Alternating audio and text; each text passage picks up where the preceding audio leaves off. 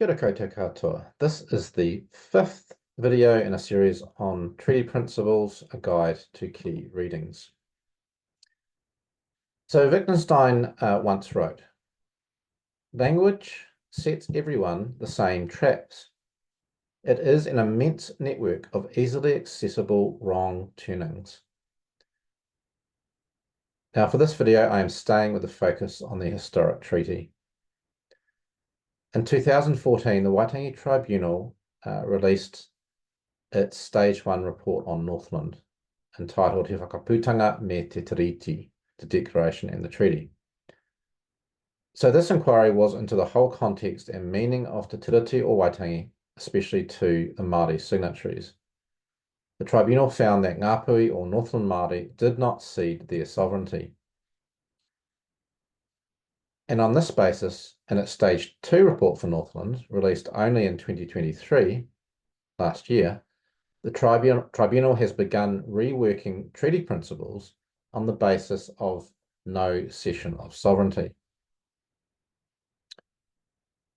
Now, although the tribunal did a lot of good things in this 2014 report, in my view, the tribunal's use of language made a wrong turn, because what it effectively did was use the language of the English text, sovereignty, to say what Māori did, or rather did not do, when they signed the Māori text.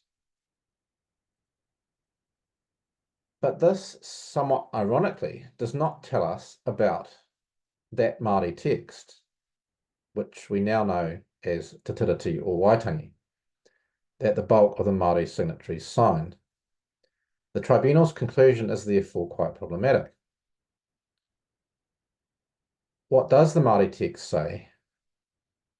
The text they actually signed. Now, interestingly, the tribunal defined sovereignty in 2014 as the power to make and enforce law. This is what Māori did not cede, according to the tribunal. When they did not cede their sovereignty, they did not cede the power to make and enforce law. Now, as defined, this finding is inconsistent with the tribunal's previous findings. Other authorities, legal authorities, including those I've highlighted in these videos, and inconsistent with Te Tiriti itself, where Māori cede or tuku the complete government of their lands.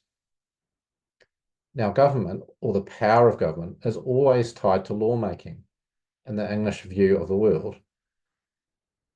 In the way, for example, the colony of New South Wales was run, which many chiefs had witnessed, and in the Māori text itself, when the preamble says that Māori and Pākehā are living without law. And this is the reason the Queen is sending a governor. So government and law are always tied together, those concepts. So the tribunal, in saying that sovereignty meant the power to make and enforce law, is actually saying something on the face of it inconsistent with what the Māori text itself says, that the complete government is ceded or tuku. So to return to my main point here, the tribunal in 2014 made a wrong linguistic turn in using English terminology to say what Māori did not do. And in so doing, the tribunal unsettled the conventional way the Crown's obligations have been understood. That is, the Crown has obligations to Māori because it is the government.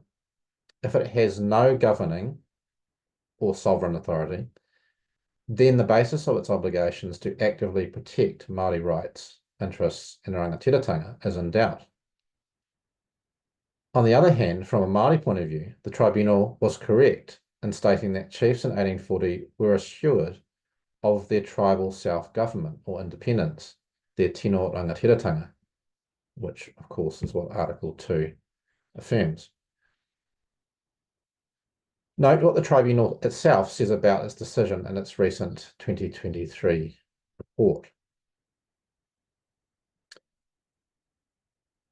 This is what the tribunal says. Because the rangatira made no cession of sovereignty, we do not see the authority granted to the Crown, ka wanatanga, as a superior authority and overarching power to govern, make, and enforce law, albeit qualified by the requirement to give effect to treaty guarantees, including the right of Māori to exercise tino rangatiratanga. To that extent, we depart from the framing of the principle of partnership by the tribunal in earlier reports for some other inquiry districts.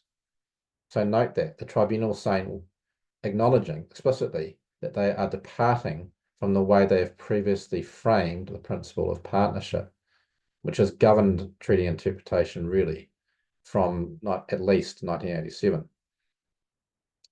The tribunal goes on. Rather, the Crown's authority was expressly limited in Te Raki to its own sphere. Alongside it and equal to it was that of tino rangatiratanga, that is the Māori sphere. The tribunal continues, these were not extraordinary standards of cooperation or partnership. As the tribunal has shown in various reports, throughout the second half of the 19th century, on occasion, Crown officials and ministers did make attempts to engage with Māori leaders, which we take as evidence that they felt such a responsibility. Well, yes, that was just a reflection of the political realities as much as any treaty obligation, which, in my view, they did have. Te Raki leaders, for their part, said this tribunal, made numerous and sustained attempts to put their issues to Crown representatives and to suggest their own policies. We consider in this report the outcome of these various initiatives. I have another key criticism to make of the tribunal's reasoning here in both the stage 1 and stage 2 reports. The picture of separate spheres on which the tribunal builds its argument of co-equal side-by-side authorities of Crown and Iwi starts to break down very quickly when the historical context of entanglements involving land, trade, crime, and other matters is considered. The text of Te Tiriti o Waitangi does not mandate separate spheres. The Crown is given the right to govern the territories, whenua, of the tribes in Article 1, while it promises to protect tribal control of hapu lands, villages, and taonga in Article 2. In 1840, Crown authority or government was most needed to control the relationships between the peoples, tribes, English, Americans, French, etc., and perhaps also between tribes.